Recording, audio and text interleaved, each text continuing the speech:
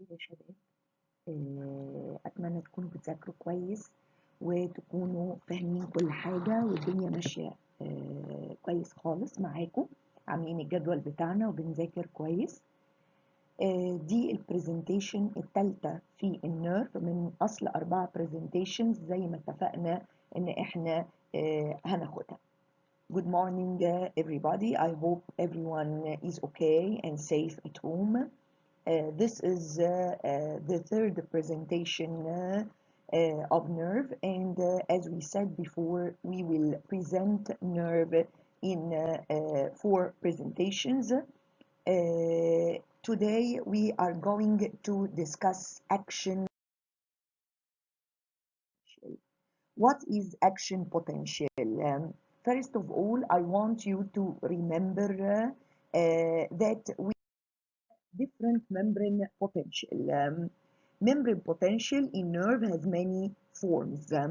Under resting conditions without any stimulation, we can record resting membrane potential, and this what we have discussed in the last presentation, presentation number 2. While on stimulation of the nerve, either by adequate stimulus or inadequate stimulus, we will get response. Either the response will be action potential or the response will be localized potential. When we stimulate the nerve with adequate stimulus, we can get an action potential. With inadequate stimulus or what's called subthreshold stimulus, we will record localized potential. يبقى مرة تاني أحب أفكركم إن أنا عندي الممبرين بوتنشال ليه أشكال كتير. Under resting conditions يعني في حالات عدم الاستثارة no stimulation unstimulated nerve fiber ألاقي عندي resting membrane potential. لكن لو عملت stimulation ده هيعتمد على الستيمولس. لو اديت adequate stimulus أو threshold stimulus هسجل action potential. لو اديت inadequate أو subthreshold stimulus هسجل localized potential. هسجل ازاي؟ زي ما قلت أنا بسجل في العادي بفولتميتر أو جالفانوميتر، لكن ممكن كمان نسجل بحاجة اسمها كاثود راي أوسيلوسكوب. كاثود راي أوسيلوسكوب هنتكلم عليه، هنشوف شكله أو صورته. تفاصيل عنه مش محتاجينها قوي لكن هنتفرج عليه. هو ببساطة شديدة الكاثود راي أوسيلوسكوب is a beam of electrons. البيم of electrons ده has no weight and no inertia and can record very minute electric changes of very short duration. يبقى هو طريقة للتسجيل حساس جدا جدا، ليه مونيتور سوري ليه مونيتور، وبالتالي يقدر يسجل أي تغيرات كهربية أي electrical changes بصورة حساسة ودقيقة. ده كل اللي عاوزين نعرفه عن الكاثود راي اوسيلوسكوب كوسيلة للتسجيل، واحنا عرفنا قبل كده ان احنا عندنا برضو الفولت ميتر. يبقى احنا دلوقتي هتكلم على اكشن بوتنشال. التسجيل بتاعه ده المنظر اللي احنا شايفينه في الايه الصورة بتاعتنا دي، هي طريقة التسجيل بتاعتي. وما ننساش ان الريستنج ممبرين بوتنشال بتاعي هو minus 90 ملي فولت. طيب يعني ايه action potential؟ What is the definition of action potential? It is the series of rapid changes in the membrane potential following stimulation of nerve fibers. Stimulation of nerve fibers by adequate threshold stimulus due to sequential opening and closing of voltage-gated sodium and potassium channels. يبقى مرة تاني تعالوا نقول كده إن الأكشن بوتنشال يعني إيه أكشن بوتنشال؟ هي تغيرات في الممبرين بوتنشال. زي ما أنا شايف إن أنا الريستنج ممبرين بوتنشال minus 90 ملي فولت، حصل ديفلكشن اوكي، وصلت عملت اوفر شوت فوق الزيرو ملي فولت، وبعدين رحت راجع مرة تاني للريست ستيت وعملت اوفرشوت شوية below الريست ستيت، ثم رجعت مرة تاني للريستنج membrane potential. يبقى دي التغيرات اللي انا شايفها قدامي دي اسميها series of rapid changes in the membrane potential. امتى هتحصل؟ هتحصل لو عملت stimulation للنيرف فايبرز بتاعتي by adequate threshold stimulus. الكلام ده هيحصل ليه؟ زي ما هناخد في السلايدز اللي جايه بعد كده، نتيجه الاوبننج اند كلوزنج، نتيجه فتح وقفل تشانلز جديده معايا للصوديوم والبوتاسيوم. نوع التشانلز ايه؟ فولتج جيتد تشانلز. voltage gated channels specific للصوديوم والبوتاسيوم. Opening and closing of these types of channels will lead to these changes that we see in the figure, okay, which is action potential. يبقى احنا هنعرف دلوقتي الphases and shape of action potential. عاوز اعرف ايه هي الاجزاء وشكل الاكشن potential. اولا اقول action potential عباره عن ايه؟ في latent period، depolarization، repolarization and hyperpolarization. وارجع افكركم ان الresting membrane potential كان اسمه polarized state. يعني ايه polarized state؟ يعني قلنا we have two poles, positive and negative. Inside the membrane is more negative than outside the membrane. So we have membrane potential across the cell membrane, in which inside the membrane is negative to relative to the outside the membrane. طيب تعالوا نتفرج كده على ونقول ايه resting membrane potential. For example, inside the membrane is more negative than outside them by 90 millivolt. ده هسميه resting membrane potential.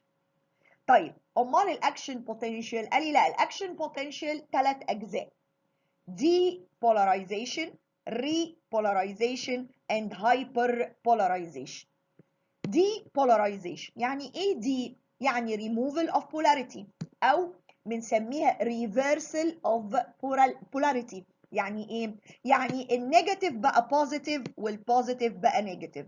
يبقى الاقي الممبرين بوتنشال بلس 35 ملي فولت بلس 35 ملي فولت. طيب لو انا عاوز اترجم دون واقول this means that inside the membrane becomes more positive than outside the membrane by 35 millivolt. يبقى ده اسميه ايه؟ اسميه depolarization. يعني ايه؟ يعني حصل reversal للبولاريتي، جوه بقى positive in relation to ايه بره او outside the membrane. جميل جدا. بس الاكشن potential 3 اجزاء. هيعمل depolarization وبعدين يرجع يحصل له repolarization. يعني إعادة، يبقى رجع مرة تاني repolarization, return it back to the polarized state in which inside the membrane is negative relative to outside the membrane. يبقى ده أسميه repolarization. أمال يعني إيه hyperpolarization؟ يعني إيه hyper يعني increased the polarity, which means that inside the membrane becomes much more negative than outside the membrane. For example, if the resting membrane potential is minus 90, so inside the membrane is negative relative to outside the membrane by 90 millivolt. And when we repolarize, so inside the membrane, return it back to be more negative than outside the membrane by 90 millivolt. The hyperpolarization means that inside the membrane becomes much more negative. For example, just an example, by 110 millivolt than outside the cell membrane. These 3 phases, D, Re, hyperpolarization, are the phases of the action potential. when we return back to the resting membrane state, which is minus 90 millivolt, so this is the end of the action potential. So once more, when we stimulate the nerve fiber with adequate stimulus, with threshold stimulus, three phases follows: depolarization, repolarization, and hyperpolarization. طيب يلا نبدأ نسجل الأكشن potential. Let's start to record action potential. We said in the previous slides that we are going to record the action potential by using cathode ray oscilloscope. This is the image of cathode ray oscilloscope. It shows the beam of electrons that will be very sensitive to record the small electrical changes or the membrane potential, the changes in the membrane potential. We can find this is the nerve, and we have electrical stimulator and recording electrode, and we will start to stimulate the nerve fiber, and of course we will use adequate stimulus, threshold stimulus, to start to record the phases of the action potential, which are depolarization, repolarization, and hyperpolarization. The first thing to be recorded is what's called stimulus artifact. This is stimulus artifact. It indicates the exact time of the stimulus application. It's just a small oscillation in cathode ray oscilloscope indicating exact time of stimulus application. This occurs due to leakage of current from the stimulator to the recording electrode. Leakage of current from the electrical stimulator to the recording electrode. يبقى أول حاجة هسجلها الستيمولس ارتيفاكت. مجرد ارتيفاكت معناها عيب حصل، ايه عيب حصل، فبالتالي هسجل الايه السمول اوسيليشن دي، الستيمولس ارتيفاكت دي. ستيمولس ارتيفاكت دي بتقول لي ايه؟ بتقول لي ان ده مكان الستيمولس. This is the site, the exact site of the stimulus, the exact time where the stimulus occur. وبالتالي هنا حصل الستيمولس. يبقى resting membrane potential minus 90 millivolt, then stimulation occurs. طيب why did we record the stimulus artifact؟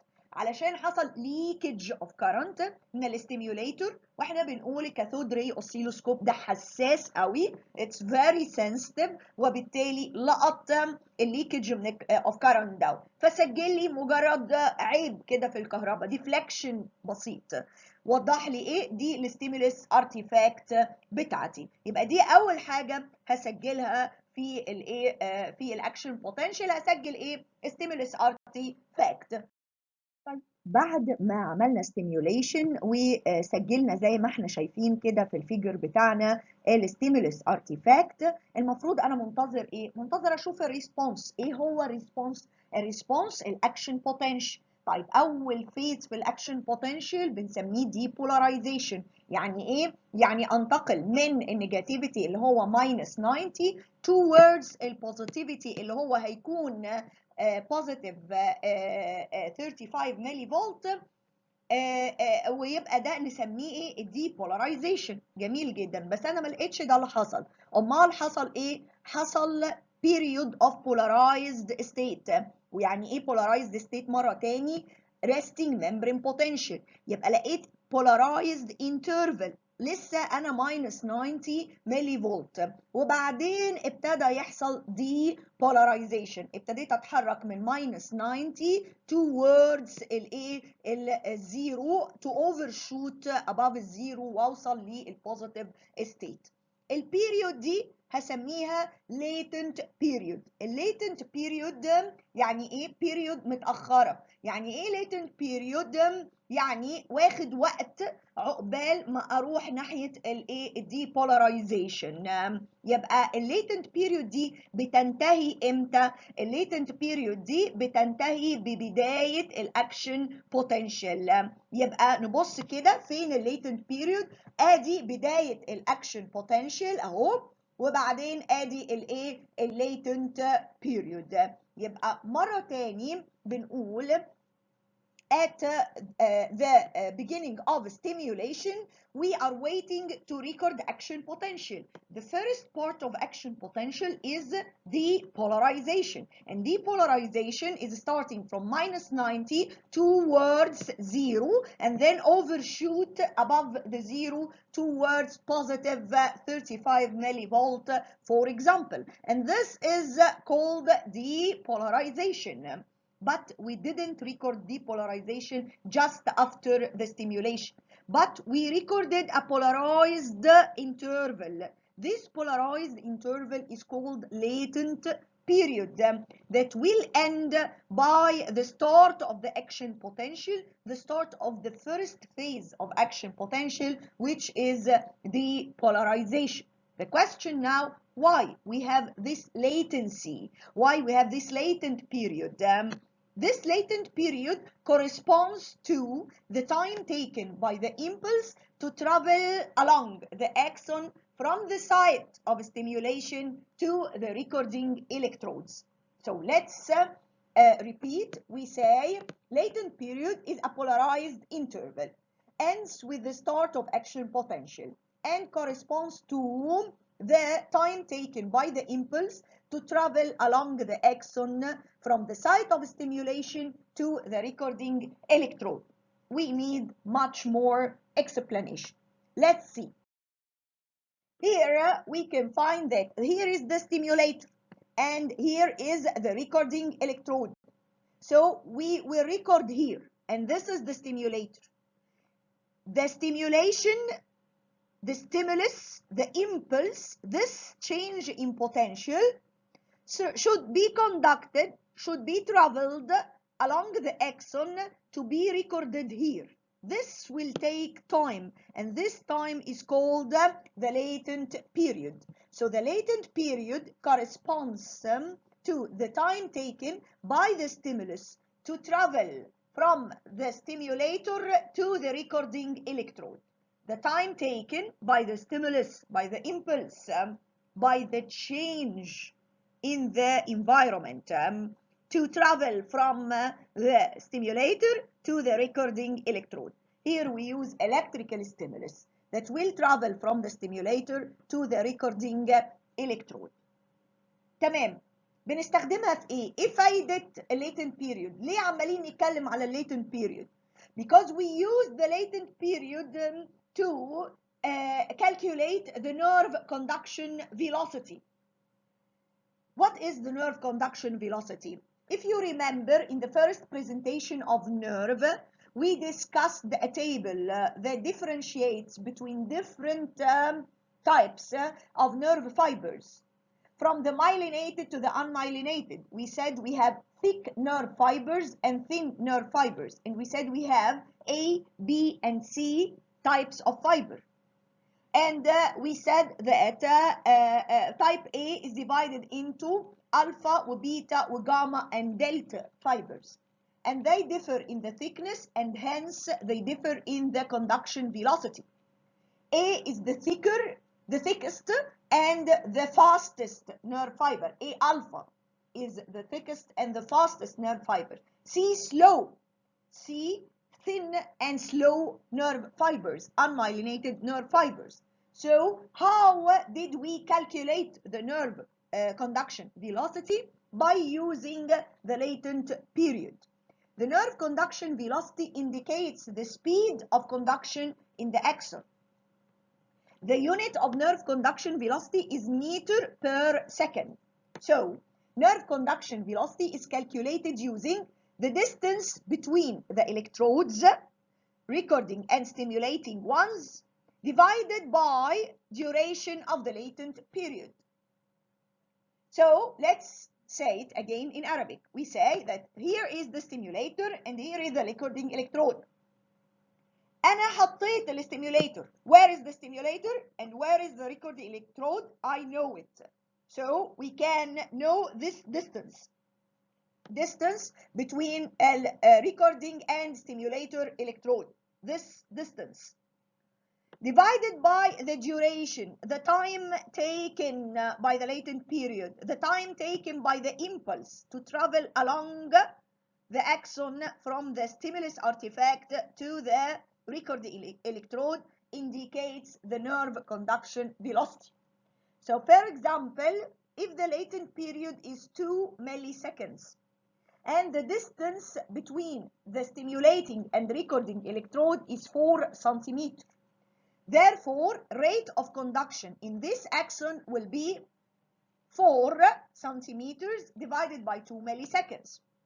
But since we say that the unit should be meter per second, so we will change the units. 1 meter equal 100 centimeters and 1 second equal 1000 milliseconds. So 4 centimeters will be equal 0.04 meter. 2 milliseconds will be equal 0.002 seconds, which will be equal to 4000 divided 200. The net result is the rate of conduction in this axon. The nerve conduction velocity will be 20 meters per second. So from the latent period, we can calculate the nerve conduction velocity. And this is very important. Okay, we should know. If I give you in a question, I give you the distance between the two electrodes and the duration of the latent period, you can calculate the nerve conduction velocity, and you can comment is this nerve conduction velocity is fast or slow, and therefore it is myelinated or unmyelinated. We measure the nerve conduction velocity to assess the condition of the nerves, and we can diagnose diseases accordingly. يبقى النيرف كوندكشن فيلوسيتي او سرعه مرور الكهرباء في النيرف بتعبر لي عن اداء النيرف ده كويس ولا لا. ممكن احسبها ازاي؟ بحسبها بالمسافه ما بين الستيميوليتنج الكترود والريكوردنج الكترود والوقت اللي استهلكته الامبلسز او الستيميوليشن بتاع الستيمولس بتاعتي انها تمشي من الستيميوليتنج الكترود لحد ما تسجل في الريكوردنج الكترود. يبقى ساعتها هقدر اعرف سرعه مرور الكهرباء حصل ايه، قد ايه سرعه مرور الكهرباء دي ايه، وبالتالي ده يعبر لي عن النيرف كوندكشن فيلوسيتي في نوع معين من النيرفز.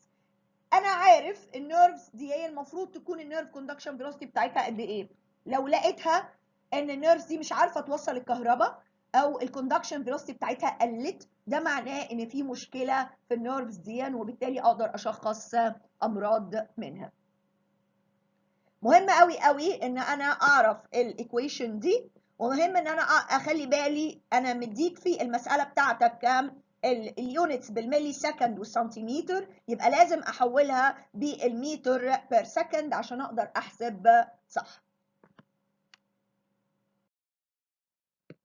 يبقى in conclusion, the action potential wave consists of 3 phases: depolarization, repolarization, hyperpolarization.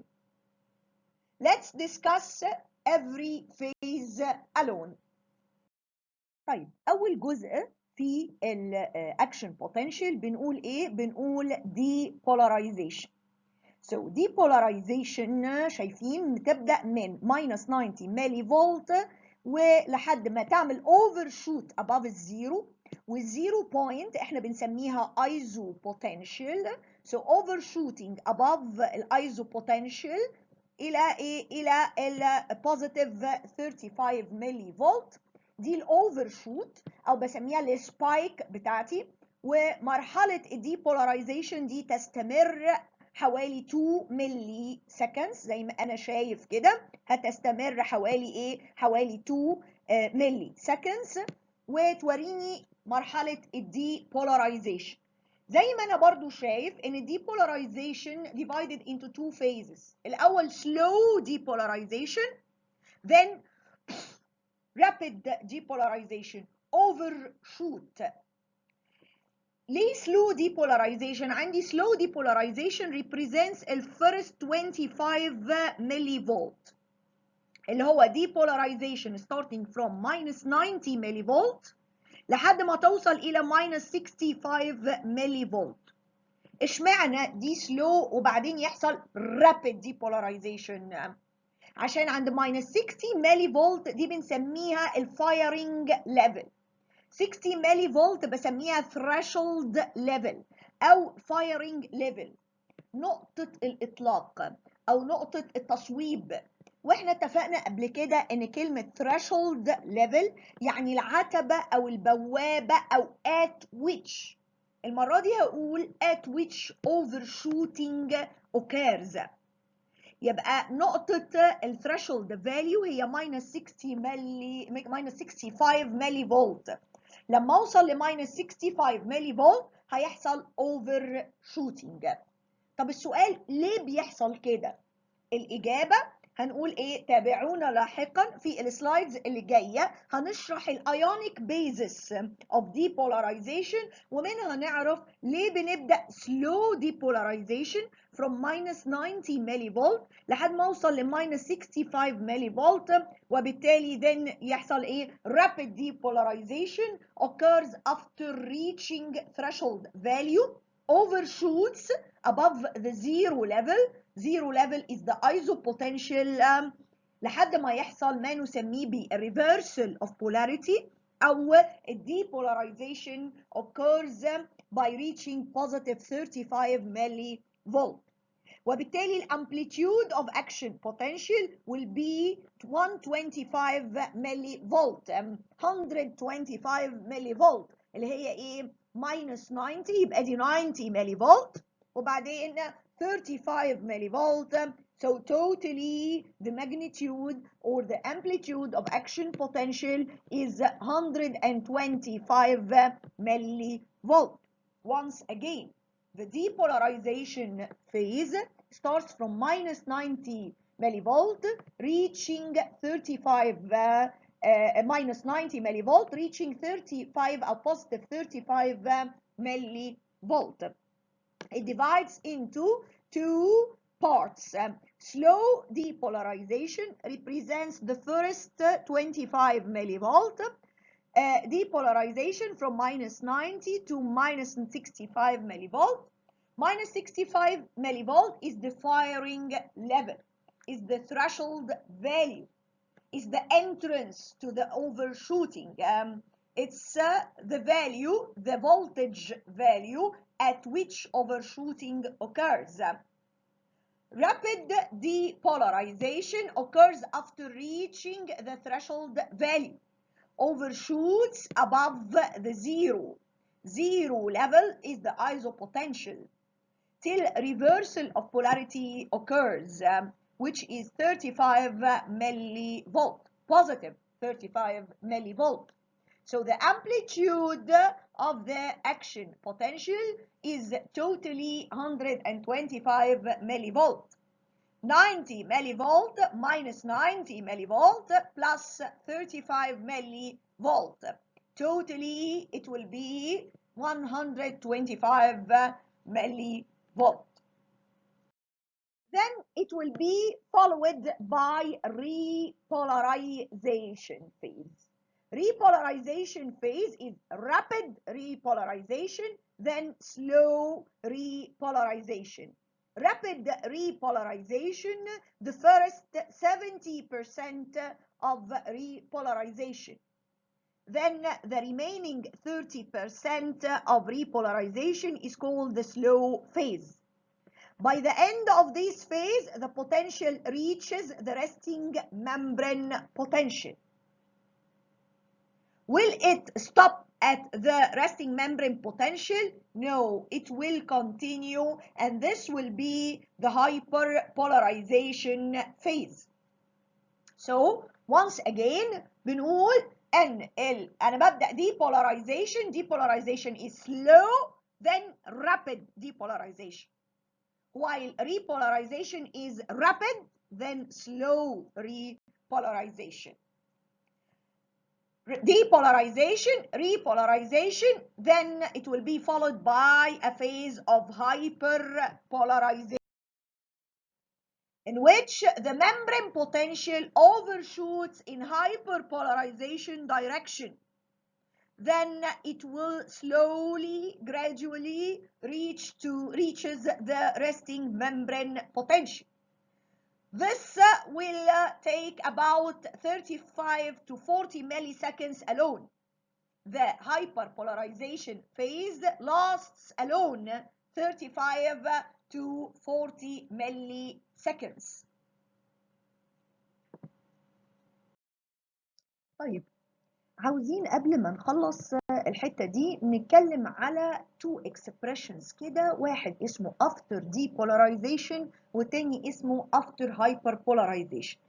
استخدام التو expressions دول قليل قوي، مش هتلاقيهم كتير اليومين دول، لكن احنا حابين نفهم المكتوب كله. فبنقول after depolarization اللي هي المنطقة دي. المنطقة دي ايه؟ بيقولي membrane potential below the resting during the process of recovery or repolarization. بنقول عليها negative after potential. Actually هي المنطقة اللي هي site on the repolarization limb, descending limb corresponding to the opposite side the same side. For example, from minus 65 millivolt to minus 90 millivolt بسميها after depolarization.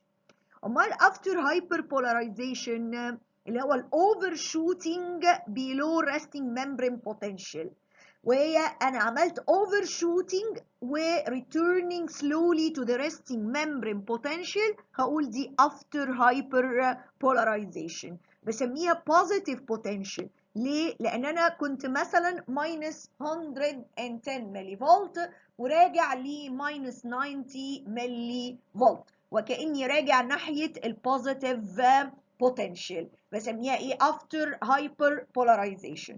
يبقى after depolarization الممبرين potential بتاعتي لسه ما وصلناش للماينس 90 ملي فولت، اوكي، هي نيجاتيف potential تماما من ايه؟ رايح ناحيه الريستنج ممبرين potential.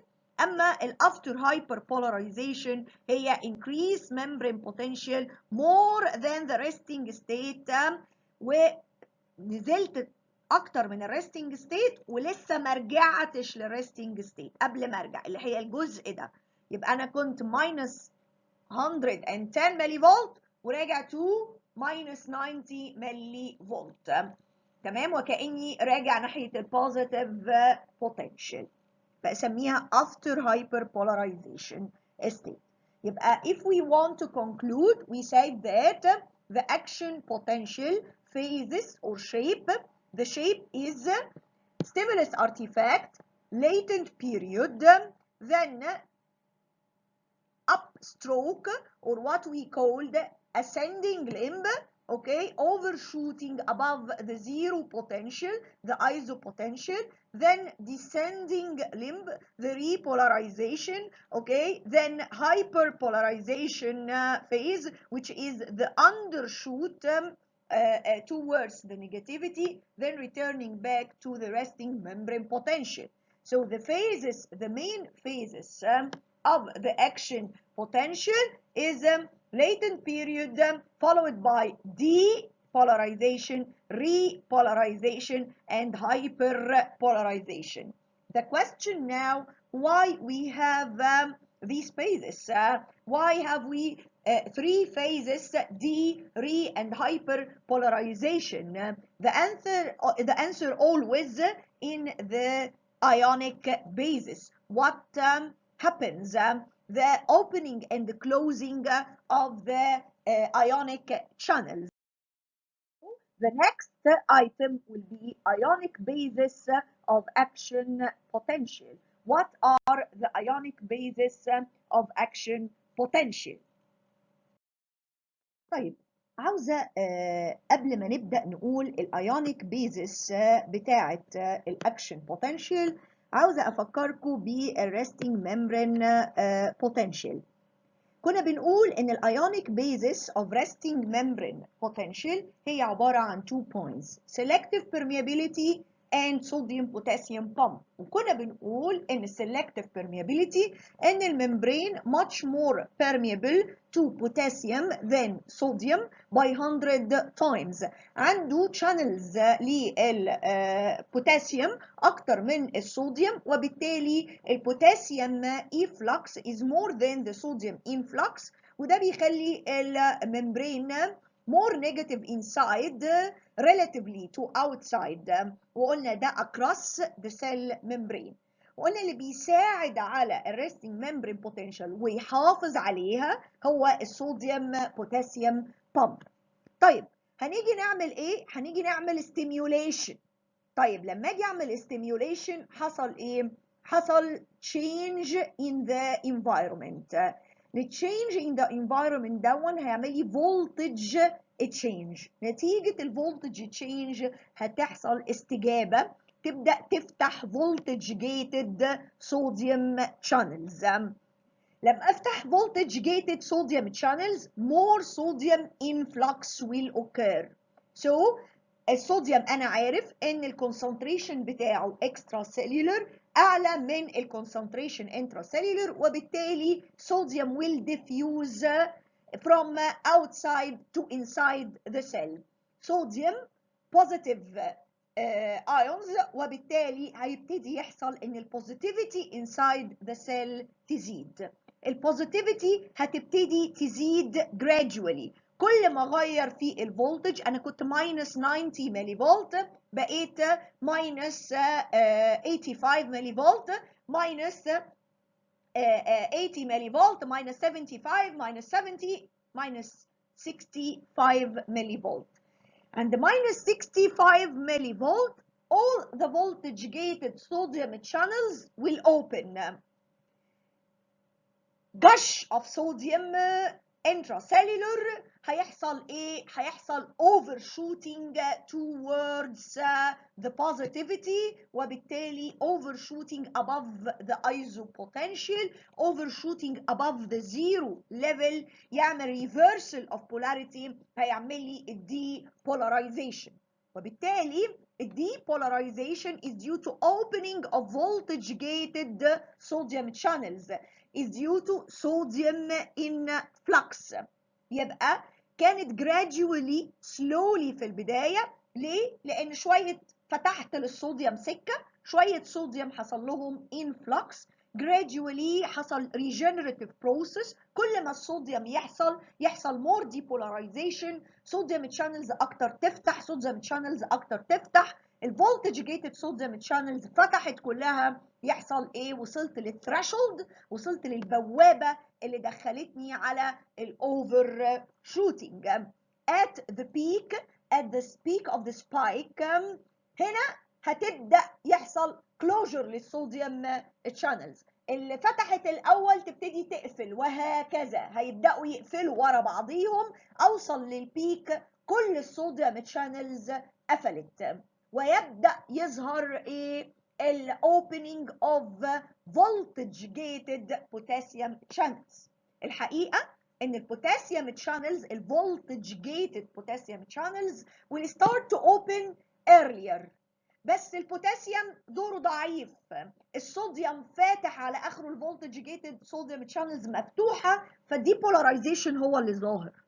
لكن لما ابدأ الصوديوم channels تقفل، وكلها تقفل عند البيك او عند السبايك، يبدأ يظهر تأثير الاوبننج اوف بوتاسيوم efflux. يعني ايه بوتاسيوم efflux؟ انا قلت انا فتحت كمان voltage gated potassium channels، وانا حافظ وعارف ان البوتاسيوم intracellular اكتر من البوتاسيوم اكسترا سيلولر، وبالتالي البوتاسيوم will diffuse outside the cell. بوتاسيوم efflux. بس الفولتج جيتد بوتاسيوم شانلز دي بطيئه، فتحت ببطء، ابتدى يظهر تاثيرها لما الفولتج جيتد صوديوم شانلز قفلت، وبعدين تبدا تقفل ببطء. ولذلك الريبولاريزيشن الاقي ايه؟ رابيد ريبولاريزيشن، وبعدين سلو ريبولاريزيشن، وبعدين وصلت للريست ستيت بقيت ماينس 90 ملي فولت. المفروض الفولتج جيتد بوتاسيوم شانلز تقفل، يلا اقفلي، لكن الاقي الفولتج جيتد بوتاسيوم شانلز بتقفل ببطء ببطء ببطء. طالما في فولتج جيتد بوتاسيوم شانلز مفتوحه، طالما الاقي ايه؟ continuous potassium efflux، وبالتالي يحصل شوتينج، بس يحصل اندر شوتينج، كاني باوفر شوت الناحيه الثانيه. عملت اوفر شوتينج ناحيه النيجاتيفيتي. ليه عملت اوفر شوتينج ناحيه النيجاتيفيتي؟ علشان خاطر ايه؟ البوتاسيوم شانلز، الفولتج جيتد بوتاسيوم شانلز هتفضل مفتوحه مده طويله، لانها سلو شانلز، بتفتح ببطء وتقفل ببطء، وبالتالي ده هيؤدي الى الفيز اوف هايبر بولاريزيشن. يبقى مرة تاني اقول ايه؟ ان الدي بولاريزيشن سببها ايه؟ سببها opening of voltage gated sodium channels، sodium influx. اما الريبولاريزيشن سببها opening of voltage gated potassium channels.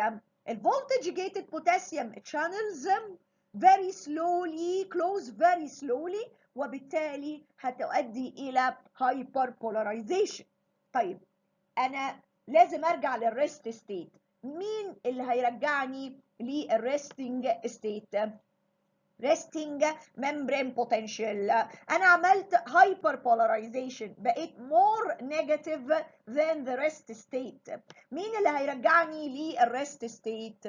inward rectifier potassium channels. وهنا المفاجأة، ايه هي الانورد rectifier potassium channels؟ هي ال non-specific potassium channels او الليكج channels اللي بتقوم بدور الريستنج membrane potential، اللي بتشارك في الريستنج membrane potential. الله، ال non-specific non-gated potassium channels دي كانت بتسمح بالاوتورد potassium flow، البوتاسيوم efflux. ليه هنا سميتها inward rectifier potassium channels؟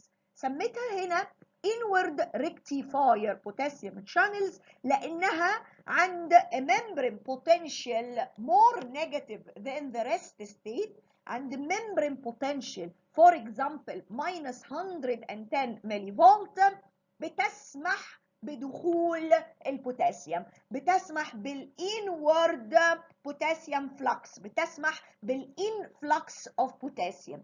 يبقى لما اوصل للهايبر بولاريزيشن، النون سبيسيفيك نون جيتد بوتاسيوم شانلز، الليكج شانلز اوف بوتاسيوم بتسمح فقط بدخول البوتاسيوم حتى يستقيم الكونسنتريشن بتاعه، حتى يريكتيفاي. كلمة ريكتم أو ريكتيفاير يعني مستقيم، يبقى حتى ما ترجع الايه البوتاسيوم للريستنج ممبرين ستيت، وبالتالي عند الماينس 90 ملي فولت هتسمح بايه؟ هتسمح ب البوتاسيوم اي فلكس مرة تاني. ولو رجعنا للشرح بتاع الموضوع ده بنقول ان انا عندي حاجة اسمها equilibrium potential in which there are two forces that affects the efflux or influx of the ion. واحدة force بنقول عليها electrical forces، والتانية concentration forces. وفي الاخر النت ريزلت هتؤدي الى الدرايفنج فورس اوف ذا ايون. فارجع اقول ايه؟ ارجع اقول ان البوتاسيوم، لو نرجع نفتكر مع بعض من البرزنتيشن اللي فاتت، ان البوتاسيوم بيتحكم في الالكتريكال فورسز بتاعته، بتخليه يعمل انفلكس، لان بوزيتيف بره ونيجاتيف جوه during the rest state طبعا. وبنقول ان الكونسنتريشن جريدينت بيخلي البوتاسيوم يحصل له efflux. النت ريزلت ان الكونسنتريشن جريدينت بتاعت البوتاسيوم قويه جدا لدرجه انها بتغلب الالكتريكال جريدينت ويحصل بوتاسيوم efflux. لكن في حاله الهايبر بولاريزيشن inside the membrane is much more negative than outside. وهنا الالكتريكال فورسز هتغلب الكونسنتريشن جريدينت، وبالتالي النت ريزلت هيكون بوتاسيوم انفلكس. يفضل يحصل بوتاسيوم انفلكس لحد ما نوصل الى minus 90 ملي فولت. عند minus 90 ملي فولت هيحصل ريفيرس ويبتدي يحصل بوتاسيوم efflux. الكلام دون من خلال الليكج بوتاسيوم channels او النون جيتد بوتاسيوم channels او ما بنسميها ال non specific potassium channels. طيب, we should repeat another time in English while we say what are the ionic bases of action potential. We should remember first the ionic basis of resting membrane potential. Resting membrane potential is due to 2 points. First, and the most important, is the role of potassium through the selective permeability of the membrane. The membrane is more permeable to potassium than sodium. Is 100 times more permeable to potassium than sodium. So potassium efflux is more than the sodium influx. And here it comes the role of sodium-potassium pump, in which sodium-potassium pump keeps the concentration gradient of potassium and sodium and plays role in the resting membrane potential by minus 4 millivolt, by a magnitude of minus 4 millivolt. Then we will start to stimulate the nerve fibers by an adequate threshold stimulus. At the stimulation, there will be voltage change. This voltage change will start to open voltage-gated sodium channels. Voltage-gated sodium channels opens, this will lead to sodium influx. Because we know that the concentration of sodium outside is more than inside, so when we open for the sodium channel, it starts to flow inward. So sodium influx leads to much more change in the voltage gradually, and this will occur regeneratively. This means that more positivity will occur and more channels will open. So minus 90 millivolt will lead to minus 85 millivolt, minus 80, minus 75, minus 70, then minus 65 millivolt. And as we said before, minus 65 millivolt is the threshold value, is the value at which overshooting will occur. At minus 65 millivolt, all the voltage-gated sodium channels will be opened. So sodium channels, voltage-gated sodium channels will open gradually until minus 65 millivolt, in which all the sodium channels open, all the voltage-gated channels open, and overshoot occur, in which the voltage will overshoot above the isopotential, above the zero level, to reach up to positive 35 millivolt. So depolarization will be due to opening of voltage-gated sodium channels. At the peak of the spike, the voltage-gated sodium channel will be closed. They will start to close earlier, one by one. The first that opened, the first to be closed. Then at the peak of the spike, all the sodium channels are closed. Then the effect of opening of voltage-gated potassium channels will start to appear. Since the voltage-gated potassium channels start also earlier, but they started earlier, their effect didn't appear because of the opening of the voltage-gated sodium channels. When the voltage-gated sodium channels closed completely, the effect of the voltage-gated potassium channel will appear. As we know from the previous lecture that when we open a channel to the potassium will diffuse extracellularly because the concentration of potassium intracellular is less than the concentration of potassium extracellular. So potassium diffuses from inside to outside the cell. Potassium efflux will occur. This will occur rapidly, rapid repolarization. But the voltage-gated potassium channels are slow channels. They open slowly and close slowly. So they are reaching the resting state, the minus 90 millivolt, and they will be still open. They are open, start to close, but they still some voltage-gated potassium channels open.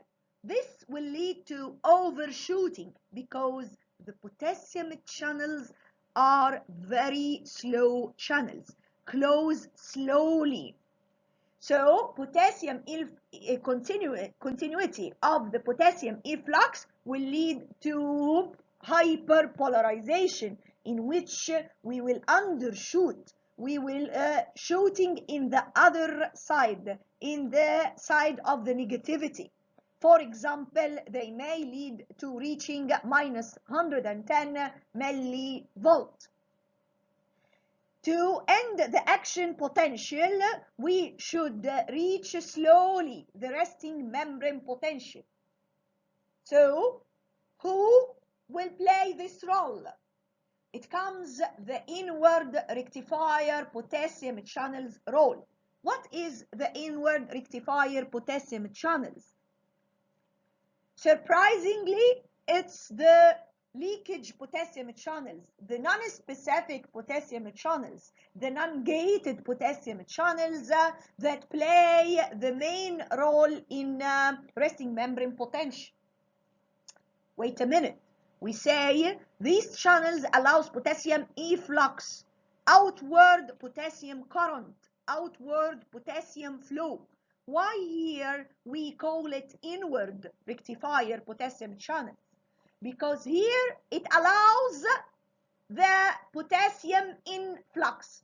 So during the hyperpolarized state, during this voltage in which it is more negative than the resting membrane potential, it allows potassium influx. So until it rectifies the potassium concentration, it allows potassium efflux again to share in the resting membrane potential. So we conclude that the depolarization state is due to opening of voltage-gated sodium channels, while repolarization state is due to opening of voltage-gated potassium channels. But the voltage-gated potassium channels close slowly. This will lead to hyperpolarization. To return back to resting membrane potential and end the action potential, it comes the role of inward rectifier potassium channels, which is non-gated, non-specific potassium channels that will allow the influx of potassium more than until it reaches the resting membrane potential back to its normal value, its normal voltage, which is minus 90 millivolt. طيب هنتكلم هنا عن الفولتج جيتد صوديوم channels. محتاجين نعرف عليها شوية تفاصيل. We need just to come closer and look at the voltage gated sodium channels which are responsible for the polarization. The voltage gated sodium channels, they have two gates. Each channel has two gates, an outer gate and an inner gate. The outer gate is called the activation gate or the resting gate, while the inner gate is called the inactivation gate. During rest, the voltage gated sodium channels are closed by the outer gate. This is during the resting membrane potential. So during resting membrane potential, outer gate is closed, inner gate is open. While during activation, during depolarization, the voltage gated sodium channel is open. The outer gate opens while the inner gate is already opened. So both gates during activation throughout the voltage minus 90 millivolt to positive 35 millivolt, the outer and inner gates are open. While during repolarization, during the inactivation of voltage gated sodium channels, the inner gate is closed while the outer gate is open. So during inactivation, the inner gate is closed. This is why the inner gate is called the inactivation gate. Then when the membrane potential reaches the resting state again, the outer gate closes and the inner gate opens. This is another figure showing the voltage gated sodium channels by another imagination of the inner gate and the outer gate. So during resting state, the voltage gated sodium channels are closed by the outer gate.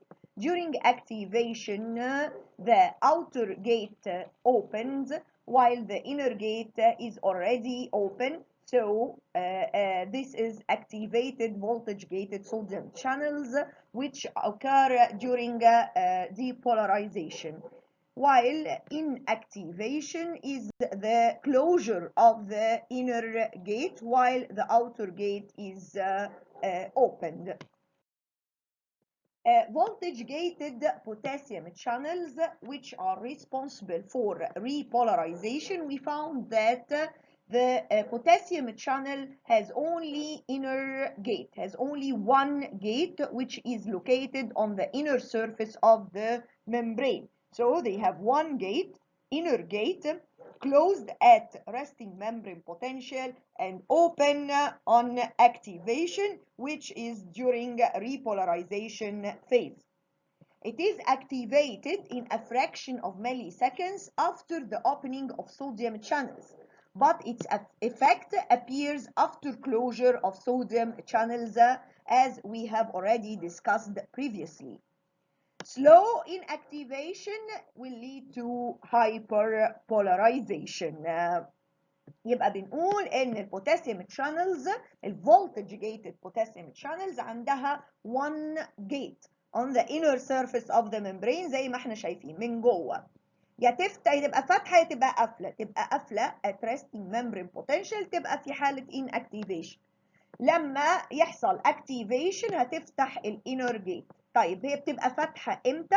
بتبدا بعد ما الصوديوم channels تبقى activated ويظهر التأثير بتاعها بعد الكلوجر of sodium channels بعد inactivation of sodium channels زي ما قلنا قبل كده.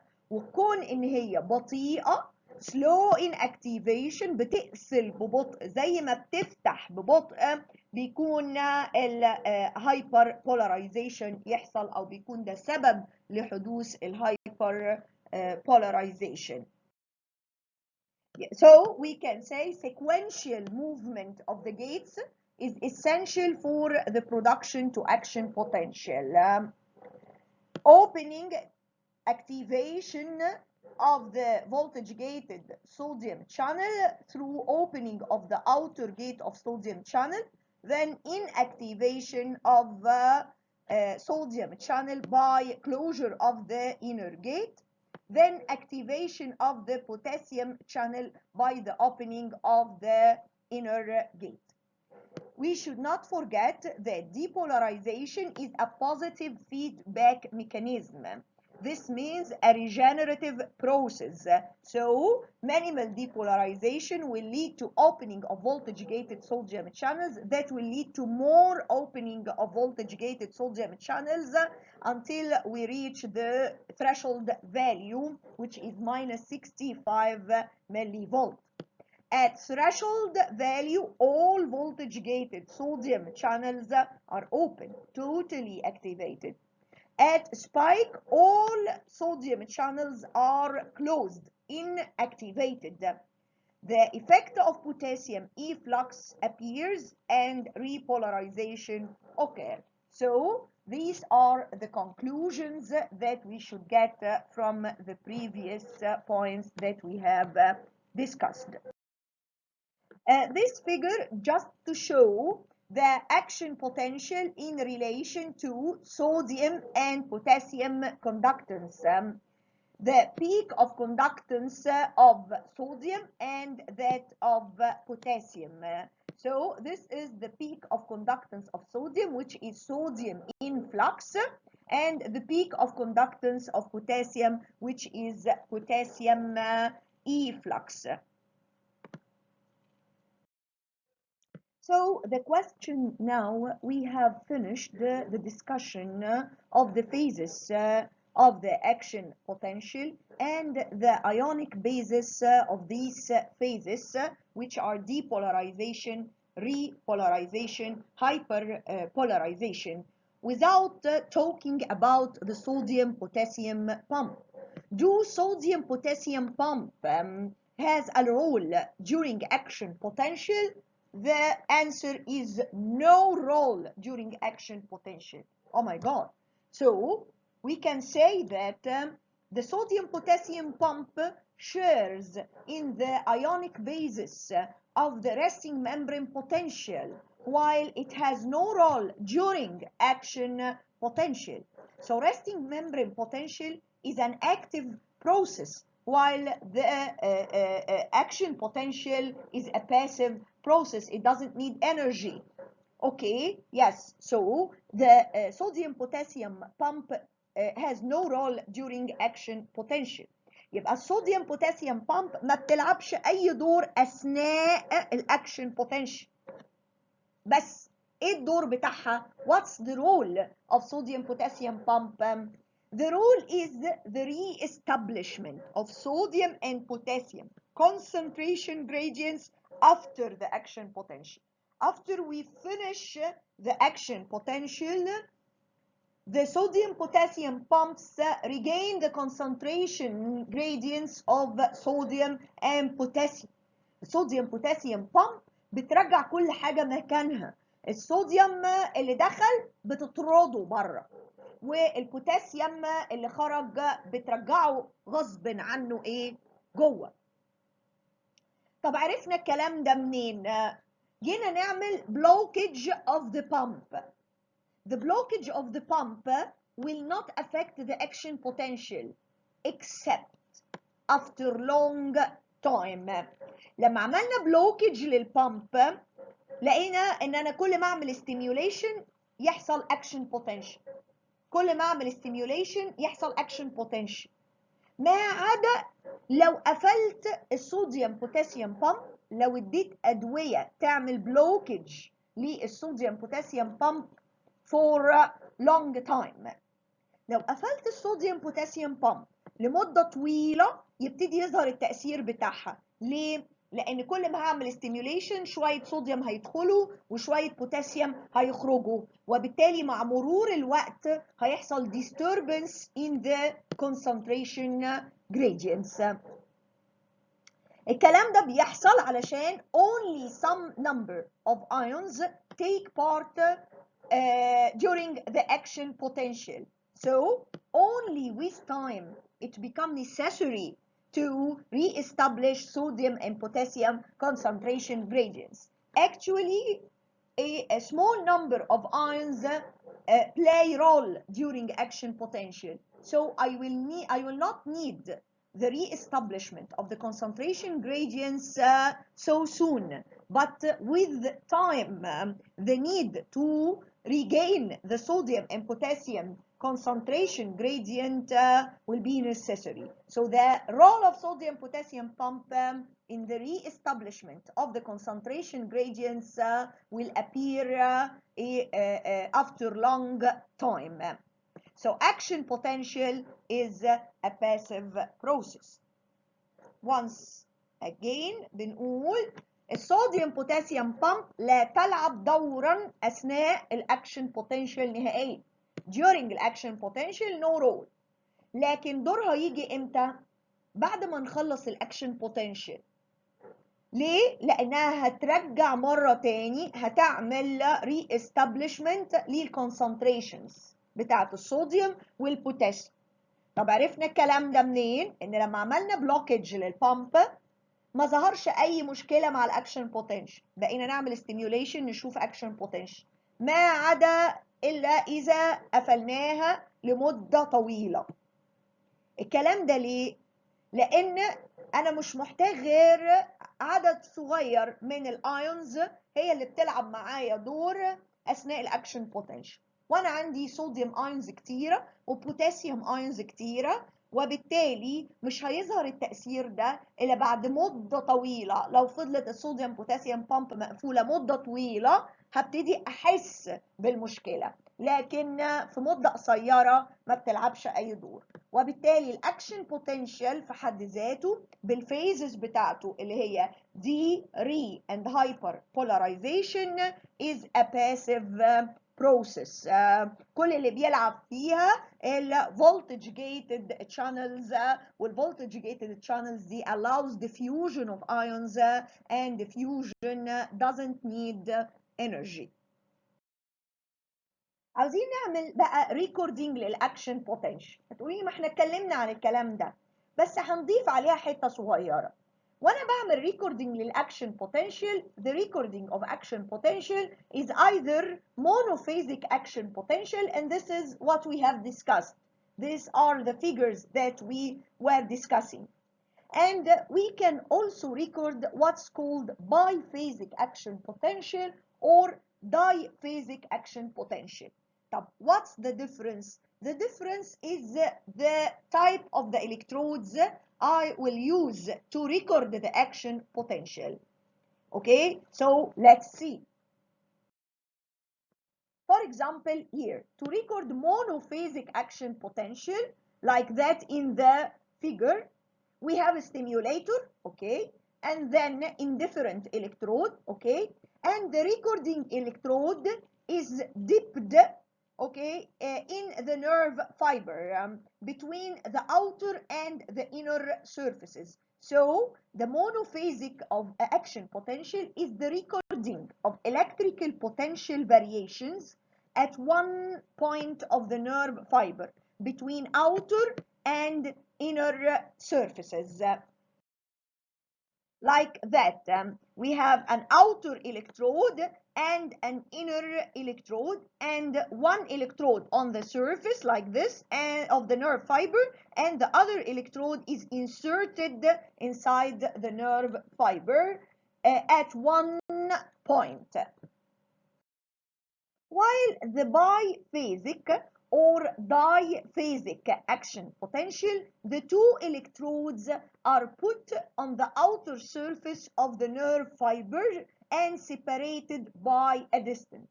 To record just a curve like that, as we mean to record the action potential 2 times biphasic action potential in 2 different directions. The two electrodes are put, one on the outer surface of the nerve and the other will be also on the outer surface of the nerve fiber and separated by a distance. How? Okay, so we will see. These are the two electrodes. So I have a stimulating electrode in red and two recording electrodes.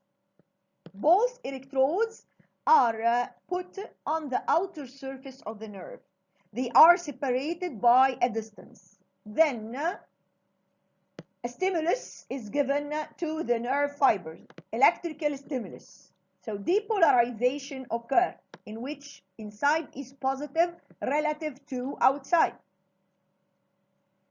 When the impulse reaches the first electrode, in which it is negative, the first electrode will be negative in relation to the second electrode, which is still positive, upward deflection is recorded.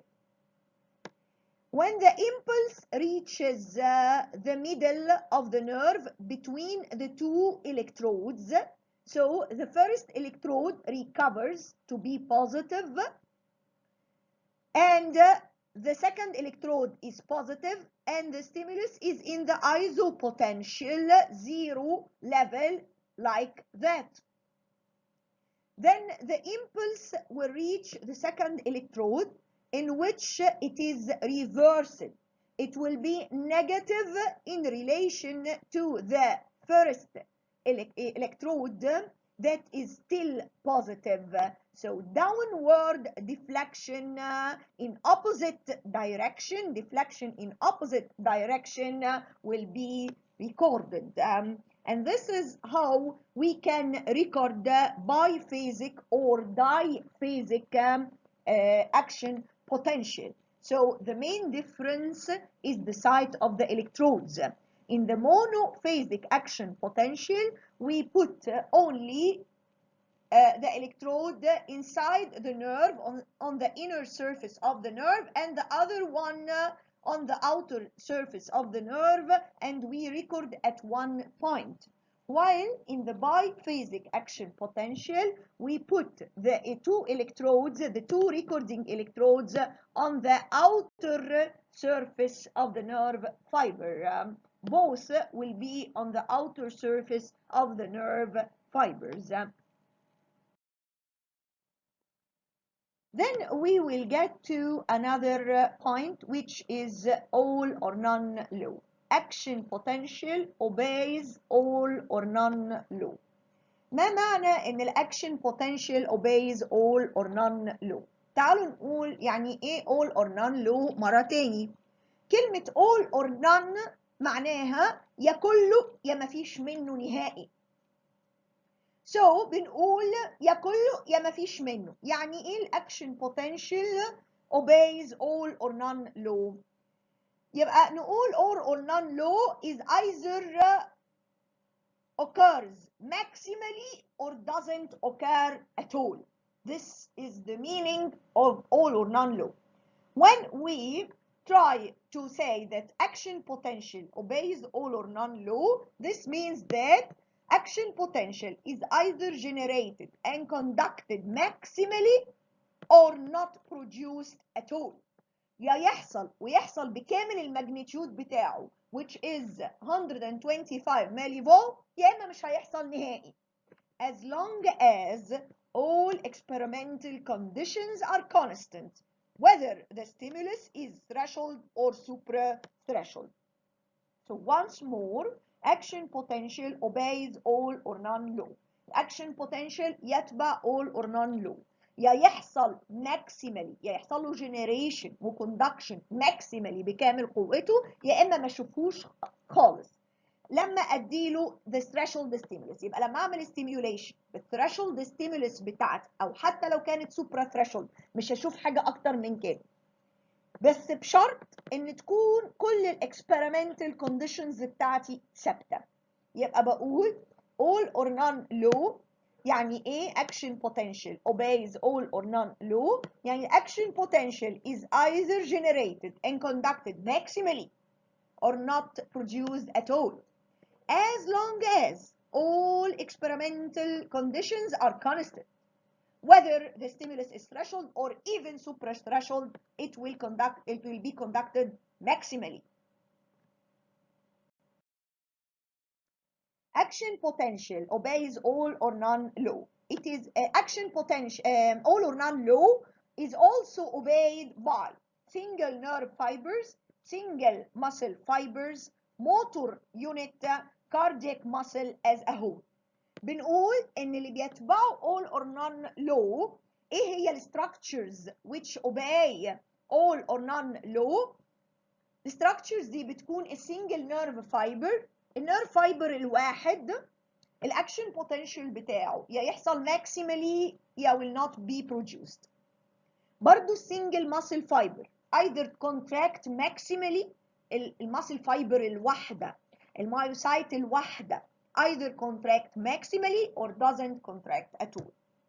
الموتور يونت ودي كلمة هنتكلم عليها later on في lectures اللي هتيجي بعد كده، وبنقول الموتور يونت اللي هي السنجل نيرف فايبر اللي بيسبلاي ماسل فايبرز معينة.